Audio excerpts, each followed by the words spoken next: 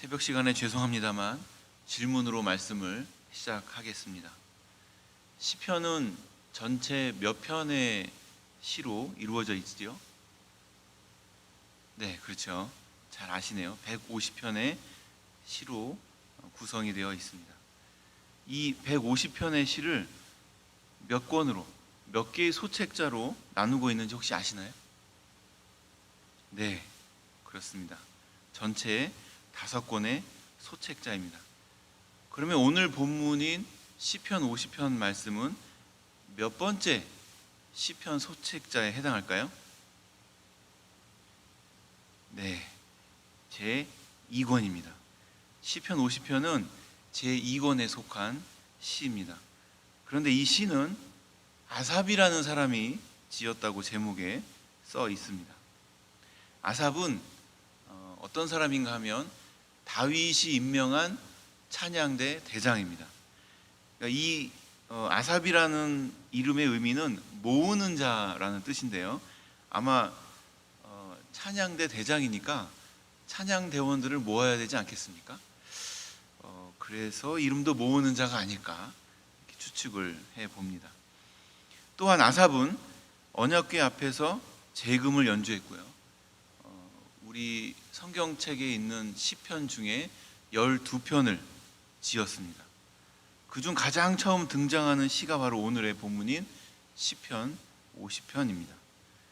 이것만 봐도 아삽이 정말 이 시대에 찬양에 있어서는 대단한 사람이었다는 것을 알 수 있습니다. 이런 사람이 한 가지 고민이 생긴 것 같습니다.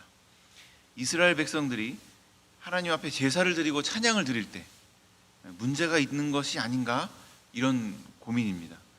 이스라엘 백성들의 제사와 찬양이 과연 합당한가? 지금 우리 시대의 말로 바꾸면 우리가 드리는 이 예배가 정말 하나님이 기쁘게 받으실 만한 예배인가 하는 고민입니다.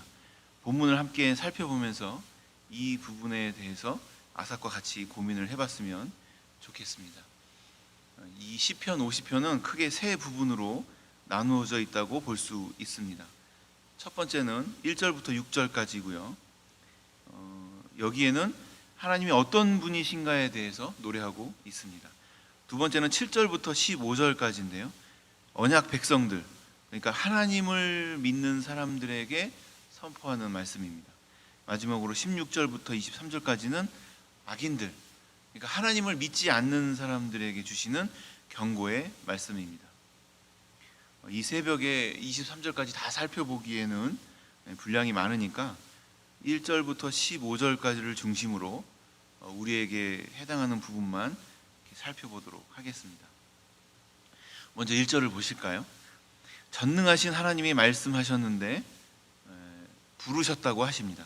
누구를 부르셨나 살펴보려고 이렇게 막 보니까 눈에 확 들어오는 구절이 있죠. 해 돋는 데부터 해지는 데까지, 우리가 즐겨 부르는 찬양의 가사입니다. 이 말씀을 장소의 관점에서 한번 따져볼까요? 해 돋는 데부터 해 지는 데까지, 이렇게 얘기하면 결국 온 세상이 됩니다. 시간의 관점으로 한번 따져볼까요? 해 돋을 때부터 해가 질 때까지, 그럼 온종일이 되겠죠. 다시 말하면 하나님이 부른 대상이 누구냐? 온 세상 사람들이 되는 겁니다. 2절에서는 그렇게 불러 모은 사람들에게 하나님이 빛을 비추신다고 그렇게 기록되어 있습니다. 그런데 빛을 비추실 때 조심해야 됩니다. 왜냐하면 3절에 보니까 하나님이 오시는데 그냥 오시는 게 아니에요. 삼키는 불이 있고 광풍이 분다고 합니다. 왜 이런 일이 일어날까요? 4절에 보니까 그 답이 있습니다. 하나님이 심판을 하려고 그러신다고 합니다. 하늘과 땅에 선포하십니다. 왜 하늘과 땅에 선포하실까요? 왠가 하면 하나님이 이 백성들과 언약을 맺으실 때 그때 증인으로 세운 것들이 바로 하늘과 땅이기 때문입니다. 이 부분은 메모해 두셨다가 나중에 한번 찾아보셨으면 좋겠습니다. 신명기 4장 26절 그리고 36절에 그 내용이 나옵니다. 그리고 하나님이 5절과 6절에서 언약 백성들을 모으라고 그렇게 말씀하십니다. 7절부터는 우리가 좀 조심스럽게 봐야 합니다. 하나님이 내 백성아 들어라 이러시면서 무슨 말씀을 하시는지 잘 생각해야 된다는 말씀입니다. 8절에 보니까 본격적으로 그 내용이 나옵니다. 재물 때문에 책망하지는 않으신다고 말씀하십니다. 왜냐하면 항상 번제를 하나님께 드렸기 때문에 아무런 문제가 없다고 하시는 것입니다. 그런데 뭐가 문제인지 9절부터 말씀하시는데요. 13절까지 그 내용이 나옵니다. 이 내용을 요즘 우리가 쓰는 말로 제가 바꿔서 한번 말씀드려 보겠습니다.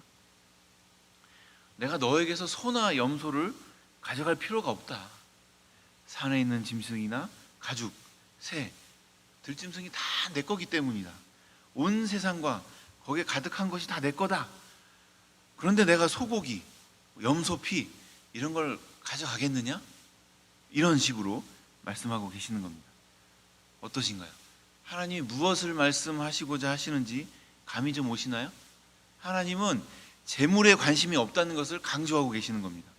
하나님이 즐거워하시는 것은 때마다 바치는 재물 때문이 아니라 하나님을 향한 우리의 마음입니다. 14절, 15절이 그 내용입니다. 감사를 하나님께 드리라는 것입니다. 감사는 재물이 아니죠. 재물이 아니라 우리의 마음입니다. 서원을 갚으라고도 하십니다. 하나님과의 약속을 지키는 것, 이건 역시 재물이 아니라 우리의 의지를 말씀하시는 겁니다. 그리고 환난 날에 어려울 때 하나님을 붙잡으라는 것, 하나님을 의지하라는 것, 재물이 아니라 우리가 하나님의 자녀로서 지켜야 할 도리를 말씀하고 계시는 것입니다. 결국 하나님은 우리가 드리는 제사의 재물, 우리가 드리는 예배의 형식이 아니라 우리의 마음을 원하신다고 말씀하고 계십니다. 우리는 하나님께 자주 예배를 드립니다. 하지만 자주 드리는 예배이기 때문에 잘못하면 가장 중요한 것을 놓치면서 예배를 드릴 가능성이 있습니다. 알맹이가 빠져버린 껍데기와 같은 예배를 드리는 실수입니다. 우리는 알맹이가 꽉 찬 예배를 드려야 합니다. 그렇다면 어떤 예배가 알맹이가 꽉 찬 예배일까요? 오늘 본문을 통해 한 3가지 정도로 찾아보고자 합니다. 첫째는 하나님을 바로 알고 드리는 예배입니다. 하나님을 영화롭게 하려면 하나님이 어떤 분이신지 잘 알고 예배를 드려야 합니다. 하나님은 하나님을 알지 못하는 사람이 무턱대고 예배하는 것에 대해서 그다지 기뻐하지 않으십니다. 그래서 하나님은 말씀을 통해 하나님 자신을 알려주셨습니다. 하나님을 어떻게 예배하여야 되는지도 그 방법에 대해서 아주 자세하게 말씀을 통해 알려주셨습니다. 성경을 읽어보면 하나님은 창조주이자 심판자이십니다.